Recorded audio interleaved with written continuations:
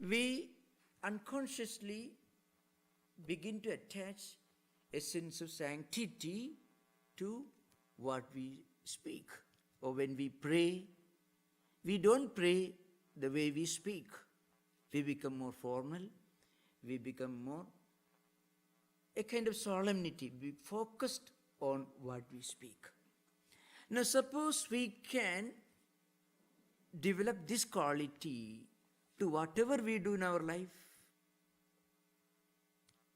So if you find in Vivekananda's literature and also in Sri Ramakrishna's literature, so he says, if even in those days, in the 19th century, they used to eat this, what do you call this, bida, this leaf with tobacco. And it's a practice. So people used to, chilam they prepare. It's preparing a smoke, so to speak. Remember, smoking was not a crime or a sin. I don't think so. Many people have this wrong feeling. A teetotaler is a very great spiritual person. In that day, Hitler was a great spiritual man.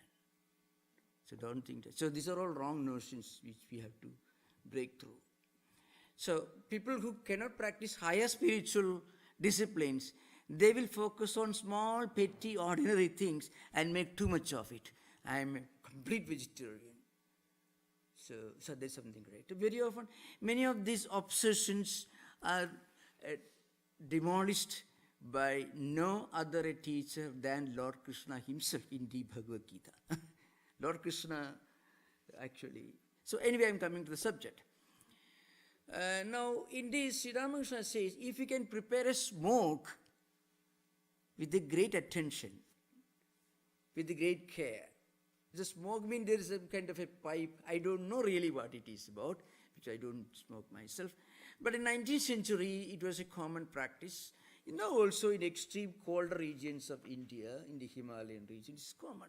Prepare some kind of a tube and smoke. So you find, if we can prepare a smoke with the great care and attention, then with that mind you can meditate. You find such statements in Vivekananda's complete works. It's a very interesting thing. So it means whatever you do, if we can do that, paying a full attention to that act, speaking a word, doing something, you attach a sense of sanctity to it and complete concentration and attention, then it is called Shraddha. So Shraddha is a unique quality. If you can develop this quality, mind becomes calm and quiet, will become tranquil. Because as we conserve our energy and focus all our energy resources into what we are doing, then mind will not have any distraction. So faith, energy, of course, enthusiasm, and memory. Now this is a very important subject from psychological point of view and from yoga point of view. This memory is a very interesting word. So memory can, sometimes in a Vedantic yoga tradition, memory can be Vidya Smrti. It can be Bhoga Smrti. Another one is mindfulness. We are coming to that subject. So the word Smrti is used in this sutra. Smrti literally means memory. So it could be that what you learn, what a skill you learn, a word you learn, you may retain in your mind, or an experience you may remember. But there is a higher Smrti that is called mindfulness. So according to great writers like Vyasa, the Smrti here is mindfulness. And mind you, that's exactly the basis of this Vipassana meditation, mindfulness. So that in fact it is called in the Pali language, sometimes it's called Satipatthana means. It is associated with breathing. And it is an important part of Vipassana meditation. Now, Buddha actually was a great exponent of this particular kind of concentration. So it's based on Buddha's teachings, and the original Pali text is called Mahasati Upattana Sutta. So what it means is Maha Shakti Upattana Sutta. It comes in the Digha Nikaya, and also Anapana Samyutta Sutta. You develop a kind of inner awareness. Mind becomes aware, focused on full awareness. When we have this awareness, it automatically gives our mind all these qualities naturally. Shraddha, a sense of sanctity, complete focus, complete attention, and you identify with that. For such a person, whatever that person does, whatever act he does, whatever word he speaks, whatever he remembers, everything about him will have a yogic element in it, because such a person is able to attach a kind of sanctity or sacredness to whatever he does or she does. And when mind develops this mindfulness, this higher quality, it is called Smrti. It becomes a natural characteristic for a person who reaches this higher concentration, this samadhi. And it also is the means for a spiritual seeker to reach that stage. Prajna. Prajna is higher awareness, means kind of inner illumination. A person, a spiritual seeker, endowed with these qualities, when he reads something, when he thinks of something, he is able to see through or go through whatever he sees and experiences. He develops a higher insight into whatever he is doing or whatever he is interacting with. So, Shraddha, Virya, Smrti, Samadhi, Prajna. All these qualities constitute the means for reaching this higher concentration. That's what is meant here. And then in the coming sutras, we already discussed Tivra Samveganam Asannaha. Those who have got these qualities associated with intent and intensity, a depth, for them there is no delay. For them this concentration becomes clear. Very often, when we become intense in whatever we are doing, all our energy resources get focused on that. When we do anything in a relaxed mood, in indifferent mood, then energies get scattered. You can find this even the national characteristics of people and nations. So I have occasion to read the history of Japan, how Japan underwent a complete transformation after Commodore Perry opened up Japanese ports in 1853-54 and that time. Within 8-9 years, Japan developed a world-class navy. That's the 19th century, middle of 19th century. They were all living in practically some kind of Middle Ages. It was highly isolated. Then 1853-54, or 54, an American naval commander forced Japanese emperor to open their ports, because Japanese samurais and their old bushido, their martial art systems could not confront the well-trained modern naval soldiers of the Americans. So they were no match. So Japanese learned a great lesson.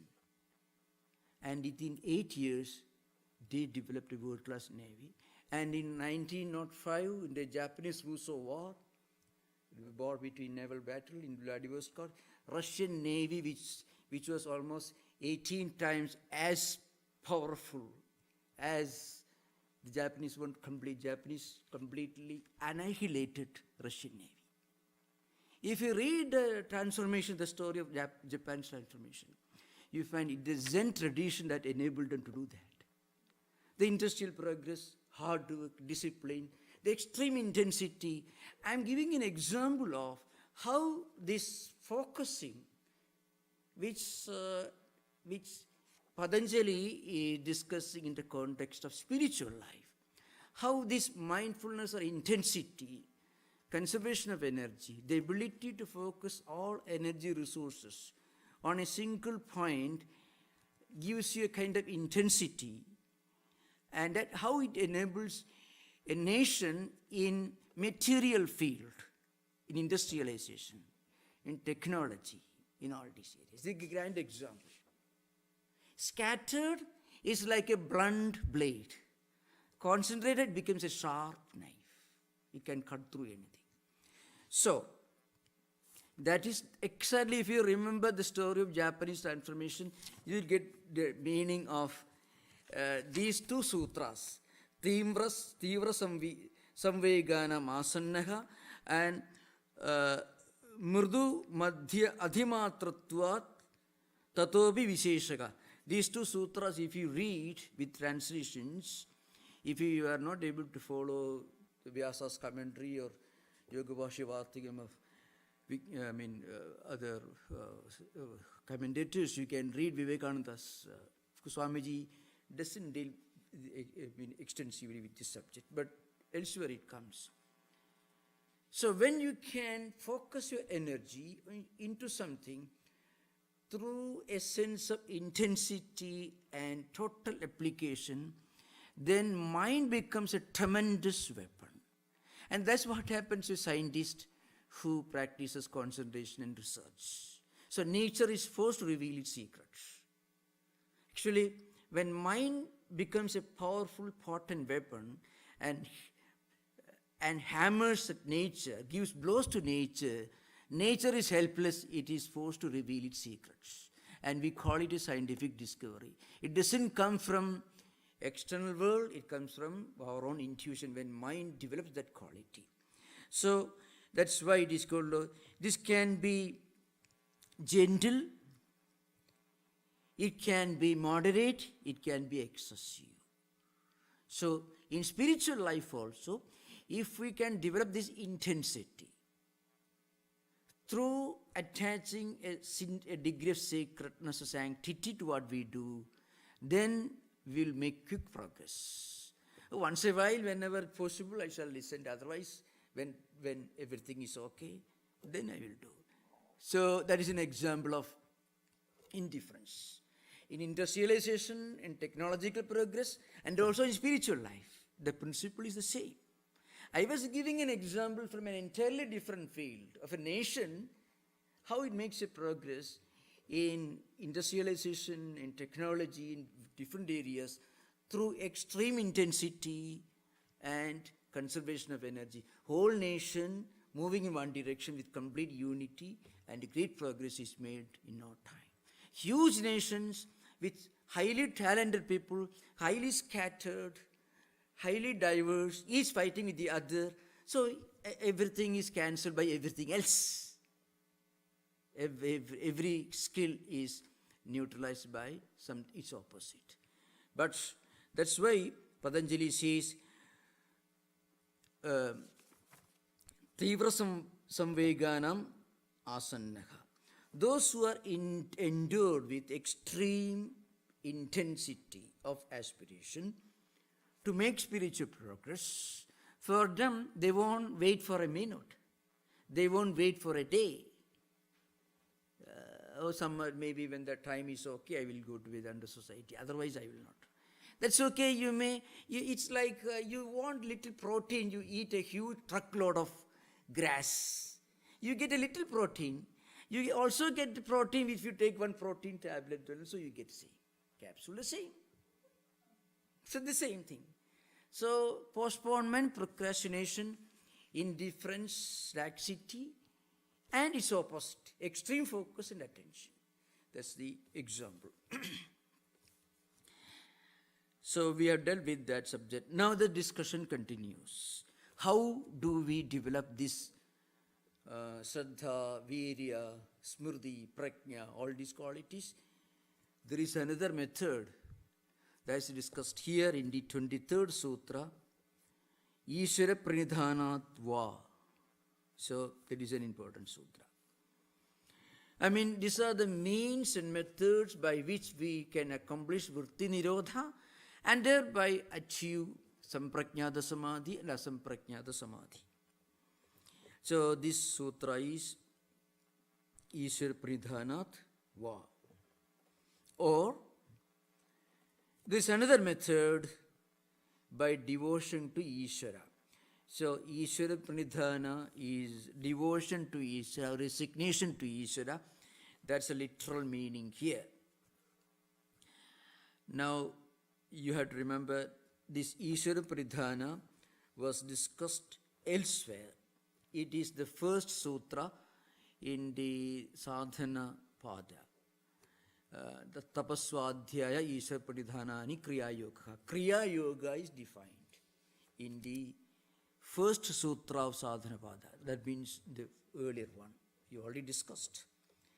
Kriya Yoga means Tapaha Swadhyayaha Ishvara Pranidhana. So Ishvara Pranidhana, the same Sanskrit word is used. Here also it is used. Now, that's the importance of learning from a master. According to yoga interpreters, Patanjali uses the word resignation to God's will or Ishvara Pranidhana in this sutra. He doesn't mean the same thing which he implied earlier in the Sadhana Pada. That means the earlier we already discussed. So, those of you who may remember, you can deal with the sutra here.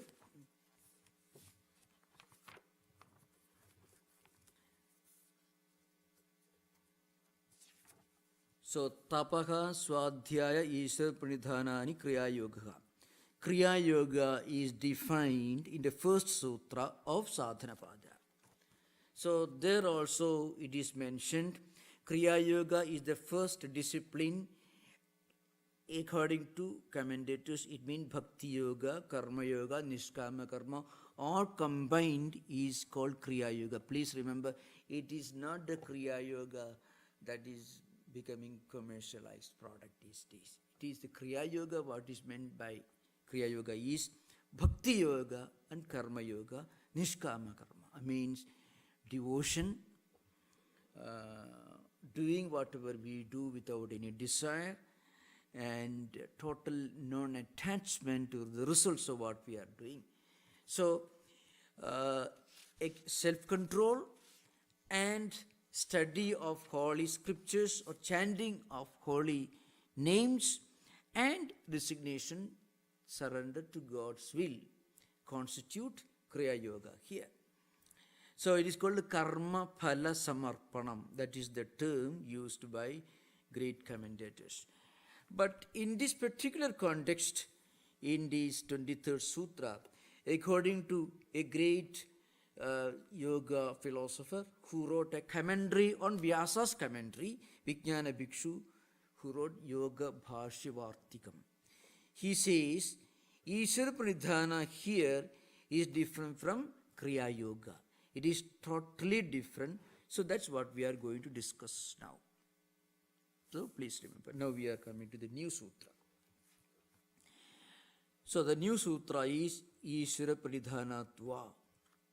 If you cannot practice this concentration, or if you cannot intensify the practice, then there is one method.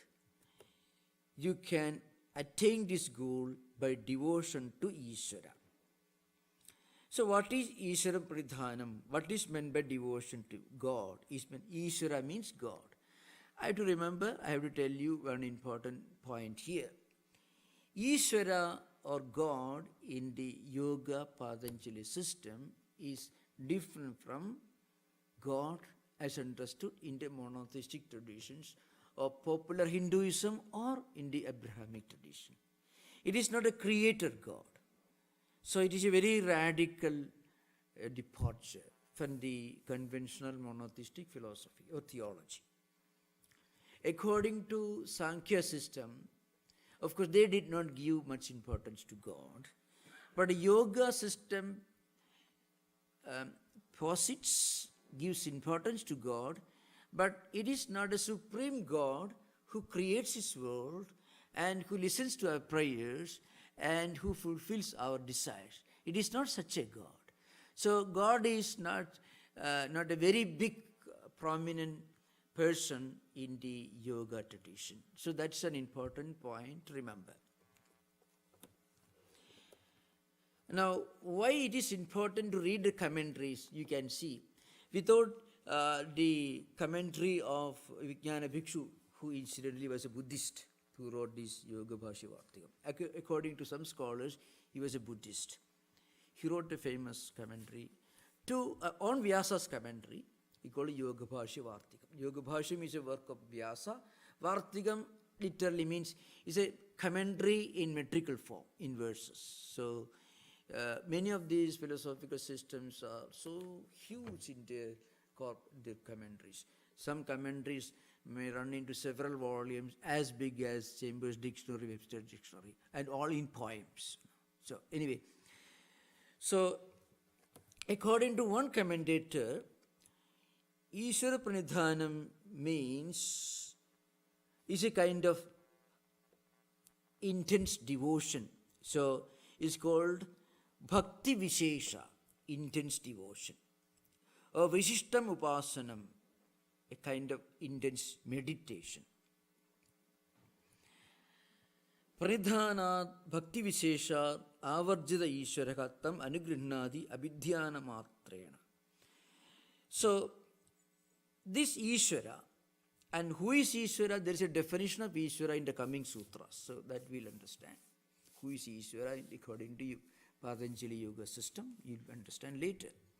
So this Ishvara, he blesses you because of your devotion. That's why Pranidhanat Bhakti Visheshat Avarjita Ishvara Tam Anugrihnadi Abhidhyana Matrena. When you meditate on these higher powers, advanced souls, then their grace comes to you. Of course, before going further, I shall give a brief idea of Ishvara in the Patanjali system to make this sutra more clear. Patanjali says, Klesha karma vipakashi asaihi aparamrushta purusha vishesha Ishvara. Ishvara or God in the Patanjali system is a special type of being who is untouched by any kind of misery, action, or concern for the results of actions, or any kind of desire. So let us say that Ishvara, according to Patanjali system, is a kind of super being. But it's not a creator God. That's a point to remember. It is not the God of Abrahamic theology or popular Hinduism or any of these ordinary monotheistic religious traditions. Rather, it is the repository of infinite knowledge. Ishvara or God is the repository, is the source of infinite knowledge. He is not burdened by any kind of kleshas. Kleshas means avidya, asmita, raga, dvesha, abhinivesha. Ignorance, then egoism, extreme attachment, extreme dislike for certain things, a kind of obsession, fear, or concern for actions, attachment to actions, and attachment to the result of actions, or any such ordinary human weaknesses. So, Patanjali's definition of God is a higher being who is untouched by any of the human weaknesses or human failings. This is the point to understand. Now, in this 23rd Sutra, Patanjali says, even if you cannot develop any of these qualities, still, if you meditate on that Ishvara, and if that meditation becomes a great intense devotion, then you are blessed, you are benefited.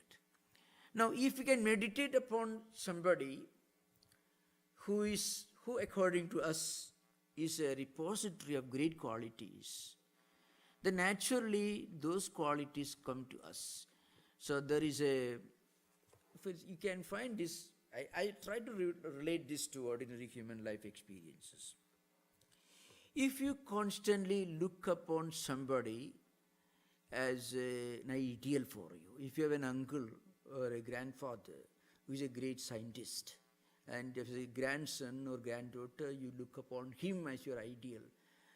And then if you go to school, there is a possibility that your great reverence to your grandfather, who is a great scientist, may influence your studies, and you may try to study your science subjects with great attention. If your ideal is a football player, then you may try to go to gymnasium and try to grow tall, 7 feet and maybe 350 pounds, something like that. That's what we are ideal. So all depends upon whatever we look upon as our ideal, there's a tendency for us to become that. Now Patanjali is interpreting this phenomenon as a kind of grace coming from the other person. So that is the anthropomorphic interpretation. Very often, when we look upon God, as our ideal, we try to give all the attributes that we like, we want to have, to that God. That's what happens. Nobody wants a God who is poor, or who will make you poor, or who is in a very wretched, unhappy condition. Because we want to be happy, so we want a God who is himself very happy all the time, and who will make you happy. So Patanjali says, if you really meditate, become a devotee of these great spiritual souls who have reached this higher level of Ishvara, who have become an Ishvara by their own spiritual practice, then by their grace, you also become benefited by that. So that's an important point to remember. Now next Sutra 25th. Tatra niradishayam sarvajñatva bijam. Now another point is made. The difference between Ishvara or God and a liberated soul is mentioned here. So this sutra is a background. These qualities that we mention now, freedom from all kleshas, freedom from all worries, freedom from ignorance, egotism, freedom from extreme obsession, extreme likes and dislikes, all these prejudices, and freedom from any kind of concern for the results of our actions, anxiety for the results of what we are doing, and freedom from extreme attachment to pleasant experiences. All these are found in highly advanced spiritual persons. So, what's the difference between Ishvara and this person? That is and a liberated soul. In all liberated souls, spiritually liberated souls, you find all these qualities. They are free from egoism. They are free from all kind of kleshas, likes and dislikes, obsessions and attachments, anxieties and problems and worries for actions and the results and so on.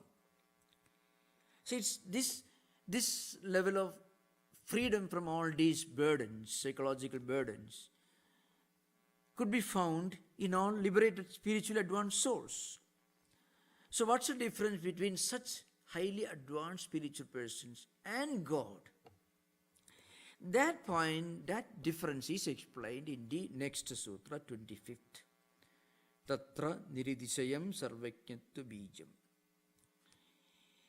This Ishvara, he has got omniscience, means sarvajñatva means knowing everything.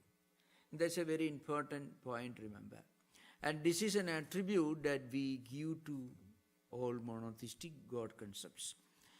According to some modern writers like Dr. Radhakrishnan, and who interpreted, of course, Radhakrishnan was not a classical commentator of yoga system.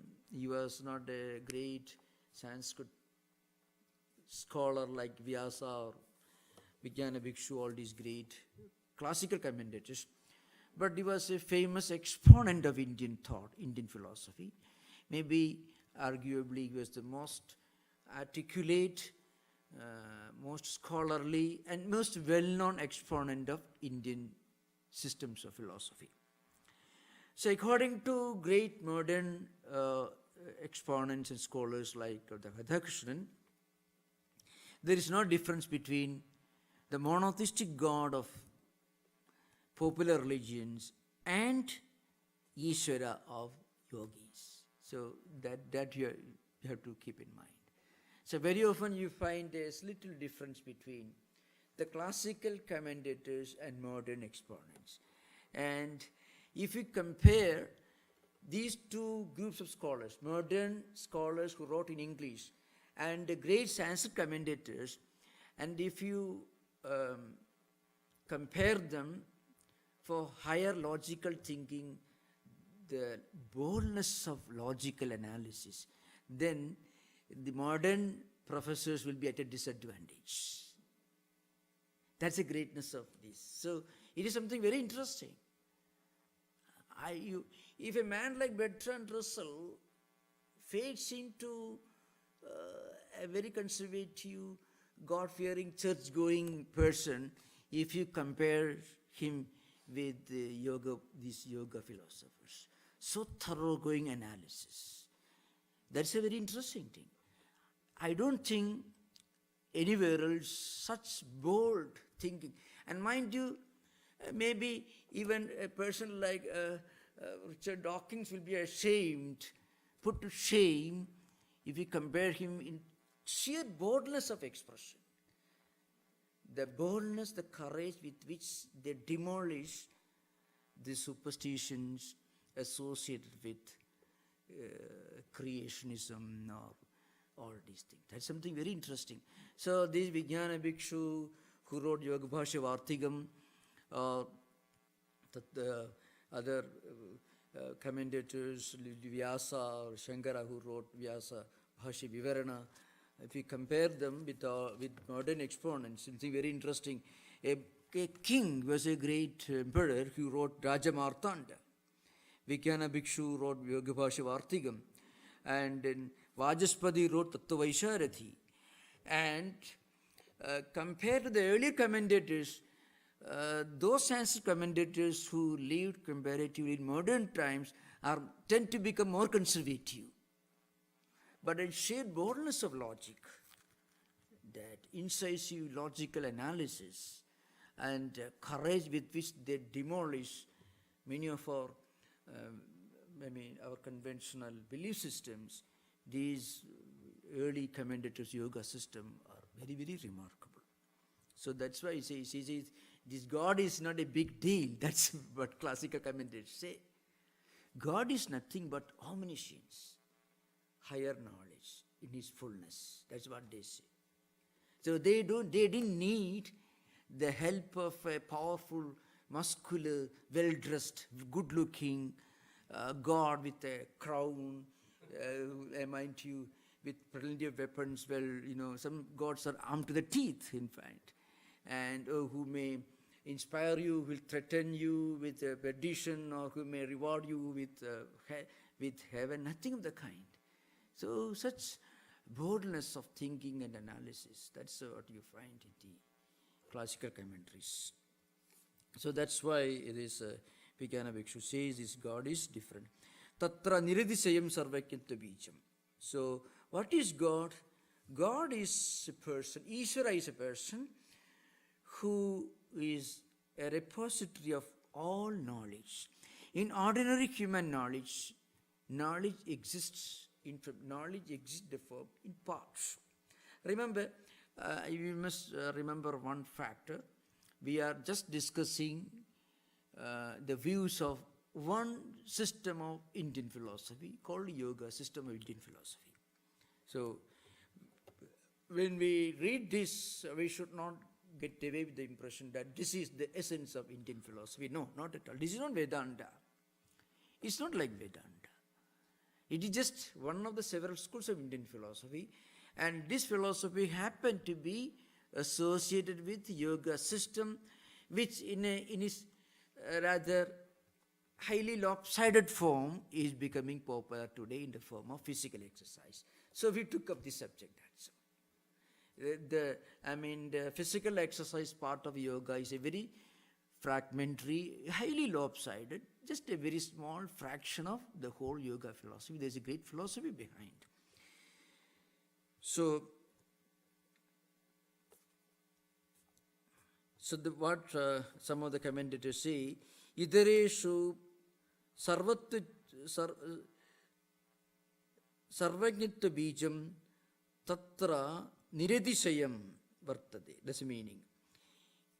In other highly elevated spiritual seekers, great masters, they also have got this knowledge, omniscience, but in part, in incomplete form. But in Ishvara, in God, omniscience, knowledge is in its perfection, in its totality and complete form. That's what it means here. And the next sutra is Sapurveshamapi Guruhu Kalena Anavachedad. Now, this sutra says, this Ishvara is a teacher of even the ancient teachers because of being unlimited by time. So, the yoga concept of God is a repository of all knowledge in its most perfect, complete form, who remains unlimited, unaffected by time, with beyond time. In other words, for Patanjali, God is only the teacher, the great teacher of all teachers. Incidentally, those of you who are interested, you may take note of this. Basically, there are three main conceptions of God in Hindu Vedantic tradition. The one is what we already mentioned, the Patanjala system. It's called Patanjala concept. God is regarded as the teacher of all teachers. He's a great teacher. The second, Nyaya school of logic.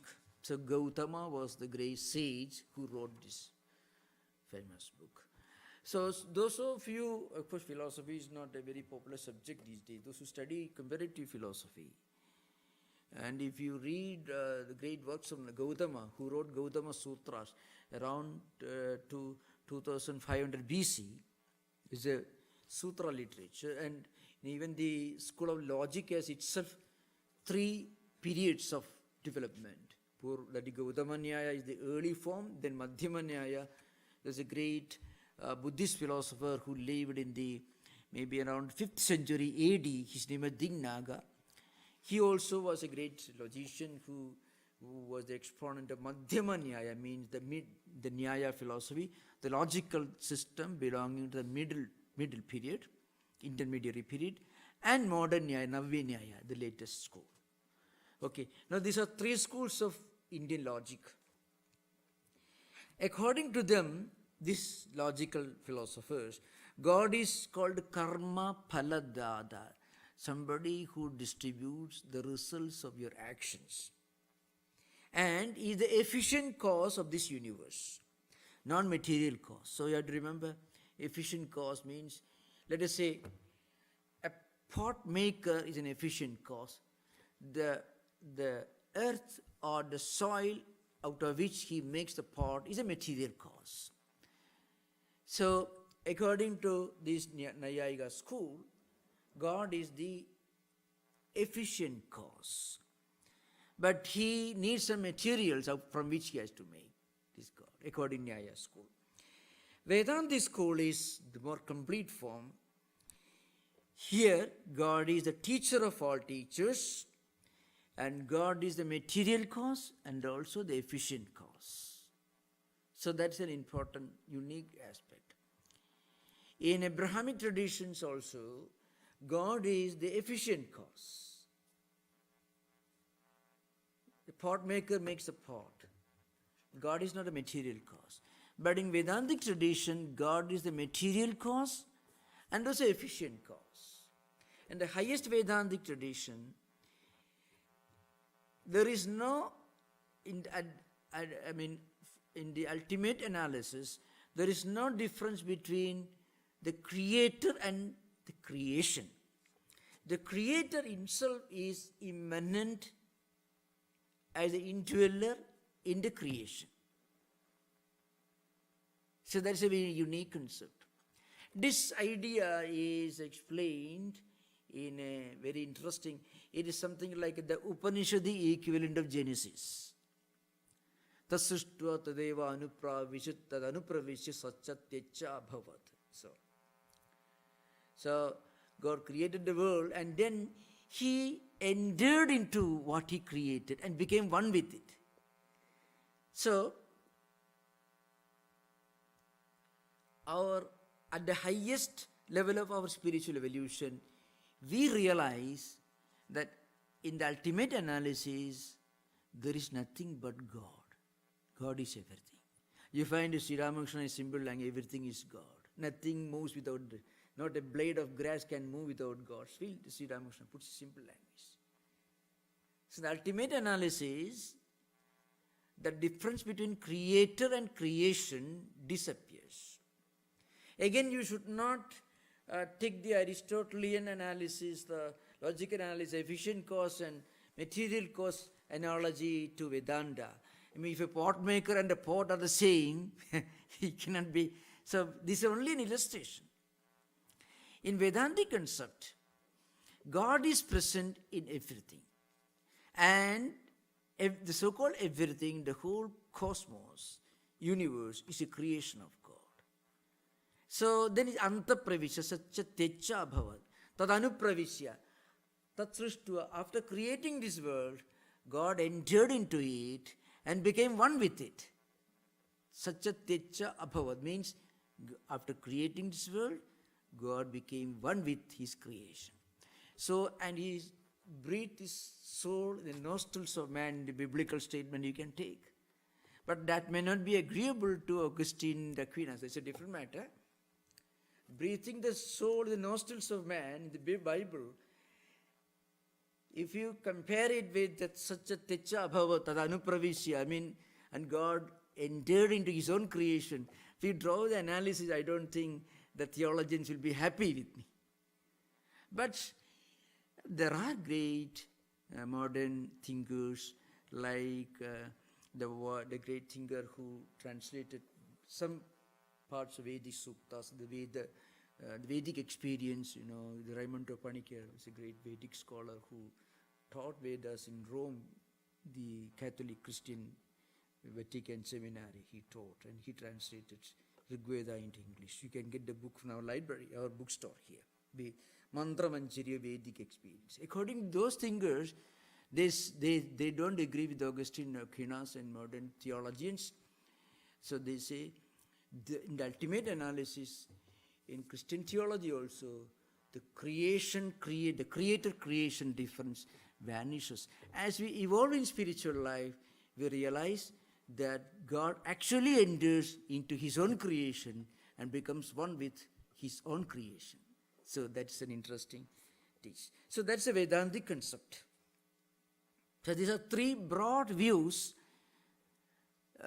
related to the conceptions of God in Hindu tradition. One is the Patanjali view, Patanjali's concept, where he says God is the supreme teacher, the teacher of all teachers. That is Purveshamapi Guruhu, who is not limited by time. Then the Nyaya means the school of logic, that according to logic, school of logic, God is just a distributor of the results of your actions, but he is not equal to the monotheistic creator God. In Vedanta, it accepts the monotheistic concept, but it says that as you evolve in your spiritual life, your concept of God also evolves. As you go beyond your body association, as you no longer associate yourself with this world, then you don't relate God with this world. So God, the creator of this world, disappears, and God, the all-pervading supreme reality, alone exists. So that God is immanent in everything, and that God is also omnipresent. So omnipresence through immanence. So that's an omnipresence through immanence. That's an important point. He's all-pervading because he's present in everything as an indweller. So there is the concept of evolution of the idea of God parallel to the evolution of our own spiritual life. As we evolve to a higher and higher level, our idea of God also evolves as we get a more and more complete picture of the absolute reality. We also evolve in spiritual life. So now we will have interaction.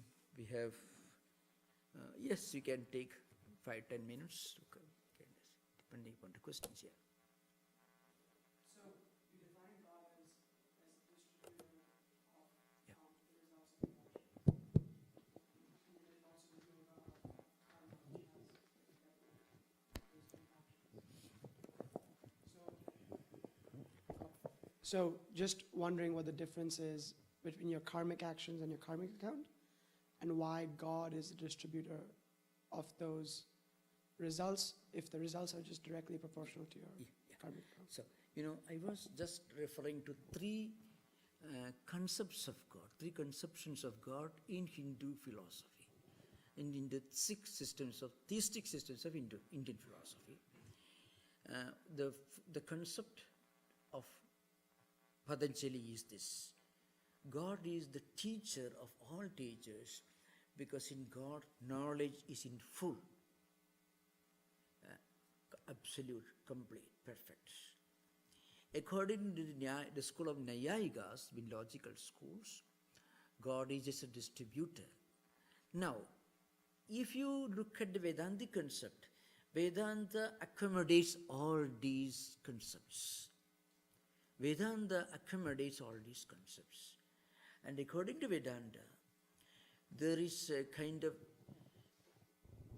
evolution in our own understanding of God, which runs parallel to our own spiritual evolution. Maybe at one stage of our spiritual life, we may look upon God as the distributor of all our actions, results of our actions, or maybe the teacher of our teachers. That concept is not wrong. That is perfectly all right at one stage of our spiritual evolution. As we evolve beyond that, when we start looking beyond this world, and when we start thinking of some higher idea, transcendental idea, when you don't need this world, then you don't have to think of God as a creator of this world. When we are not concerned with this world, you have nothing to pray for, then you don't worry about a God who is just a distributor of. You have nothing to You don't even nothing to buy or purchase. You don't go to a shopping place. When you don't need anything, when you reach that level of spiritual evolution, when you transcend all desires, then your idea of God also transcends the concept of God as a distributor of your actions, because you are not concerned with that. But as we evolve, God doesn't disappear. A higher idea of God automatically emerges in our mind. A God who is not necessarily to be defined as a creator of this world. A God who is the all-pervading reality. When you are no more worried about the world, why should you worry about the God who creates this world? So this is a very interesting thing. Our understanding of God is a creation of our own mindset. So there is some kind of truth in the views of the authors of God illusion and all that.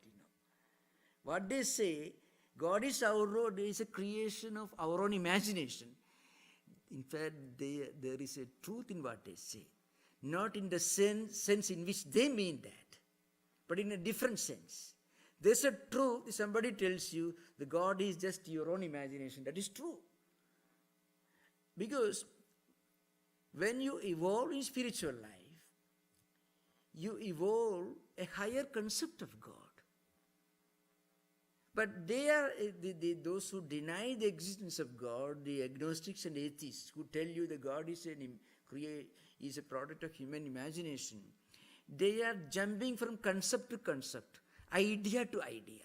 You ask them to sit and meditate for 5 minutes, they cannot do that. They may go to a library, read a mighty big book and write a huge work. But ask them to sit and train their mind, start an inner journey, they cannot do that. Once you do that, then another kind of growth and evolution begins to take place in your inner journey. Then you find at a higher level, you naturally realize, experience, not conceive of, it's not a concept or an idea, but you realize the reality of God who is present everywhere. That's an important point to remember. So that's why, Buddha's concept of mindfulness is a means and also an end. It's a natural characteristic of a liberated person to be established in mindfulness. That's why the Pali word Satyupatthana Sutta means Sthitupasthana Sutra. You get being established in Siddhi means a kind of permanent awareness, permanent mental awareness.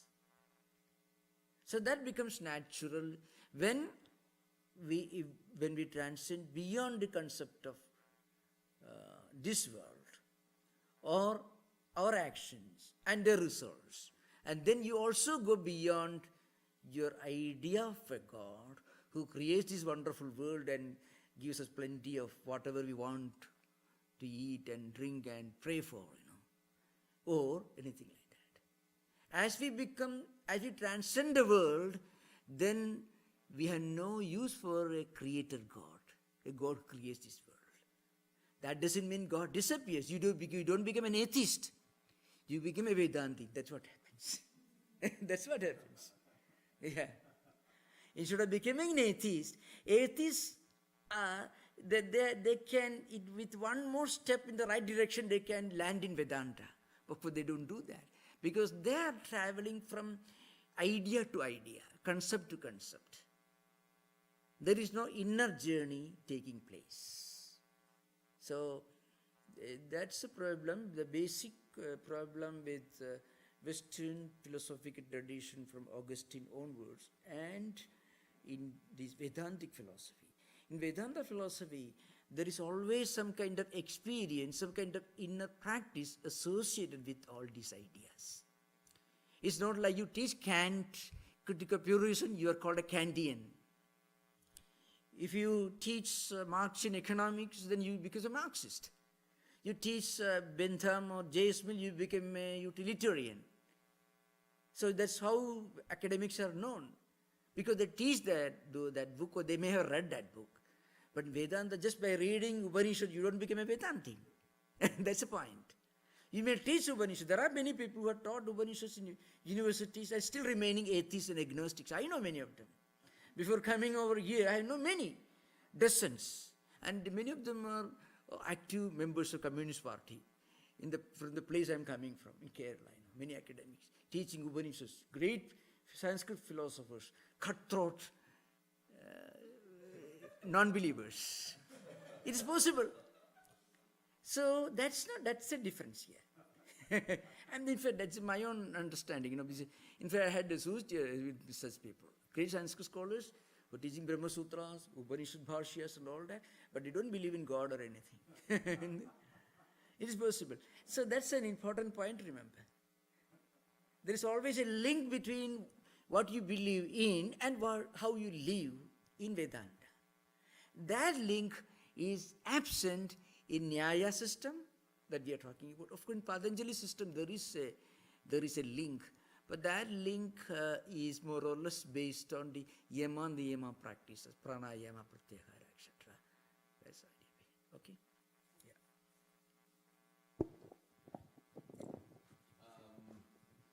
Yeah. I'm reading, I'm not too sure, Patanjali, or, Vivekananda's book. Excuse me, what are you reading? Patanjali. Oh, yeah, that's right. Yeah, That's the right book to read. Yes, how do you pronounce that? My apologies. Yeah, that doesn't matter. Patanjali, Okay. He's talking about there are requirements for samadhi. And I'm wondering if a married man, I can achieve that, because one of them seems to be celibate. Certainly you can. But Okay. Yeah. So to begin with, one should practice contentment, Yeah, non-violence, yeah, and purity of life, yeah. and then reading scriptures, and feeding the mind with good food. Okay, well, that's And what the I'm food doing. for mind, thoughts, ideas, by reading, by listening to, by discussion. So when the mind gets good food, then slowly you start your journey, and then eventually you find step by step. So once our mind is ready, then if you continue reading, you'll get the light. That's what happens. Okay. Everyone can. Patanjali doesn't Everyone draw can. any geographical or cultural boundaries, lines of boundaries now. Yoga is a very universal thing, like Vedanta. And for all these are universal. The school of logic, the school of Patanjali system, the school of Vedanta, these are all universal. One interesting thing is, you don't have to stop believing in what you are believing now and start believing something new. That's one important aspect. It's so universal. So anyone can. Anyone can. Well, I notice with myself and the concentration when I meditate, it's always thoughts of myself that get in the way. I have a hard time just focusing on nothing because I'm always thinking of my ego. Yeah. It pops up constantly. So in that case, first before you start meditation, if you can raise your mind to a higher level or take your mind away from its ordinary pursuits, take it to something higher, something good. Say before you start meditation, you read a good book, spiritual work, and then you can read any noble, sublime spiritual literature, or you can listen to a spiritually enlightening music. Okay. That will slowly prepare the mind for meditation. Okay. Say, starting to meditate all of a sudden is like expecting a car to reach 100 miles within split second. The car will break into pieces, the jerk. So mind also suddenly will revolt and will feel highly disturbed if you work hard, do a lot of things, so many obligations, responsibilities, work, and then start the meditation. Then when you start trying to meditate, all those thoughts will come back to the mind. So before that, we must sit quiet for some time. If possible, take a cold water bath and sit for some time and read some holy book. Okay, well, I do that constantly. But And- yeah, thank you. and then you find when you start sitting quiet, those thoughts will emerge. Okay. Other thoughts also may come, but these thoughts also, the healthy food, healthy, spiritually helpful thoughts also will come.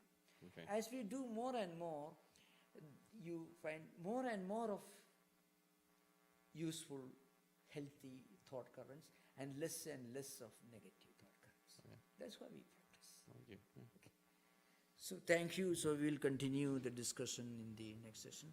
Om Shanti Shanti Shanti Harihi Om Tat Sat Sri Ram Krishna Namaste.